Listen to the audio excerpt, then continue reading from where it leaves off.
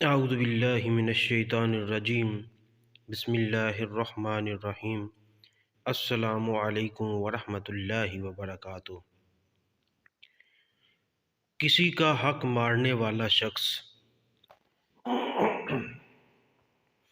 ابو امامہ رضی اللہ تعالی عنہ سے روایت ہے کہ رسول اللہ صلی اللہ علیہ وآلہ وسلم نے فرمایا، جو شخص کسی مسلمان شخص کا حق اپنی جھوٹی قسم کے ذریعہ مار لے، اللہ نے اس کے لیے جہنم واجب کر دی ہے اور جنت اس پر حرام کر دی ہے۔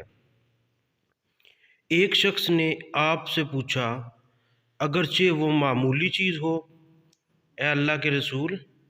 آپ صلی اللہ علیہ وآلہ وسلم نے فرمایا، اگرچہ وہ اراک پیلو کی ایک کٹی ہوئی شاخ ہی کیوں نہ ہو۔ میری اللہ پاک سے دعا ہے کہ اللہ تعالی ہم سب پر اپنی رحمتیں اور برکتیں نازل فرمائے اور ہم سب کو نیکی کے کاموں میں بڑھ چڑھ کر حصہ لینے اور برائی سے بچنے کی توفیق عطا فرمائے۔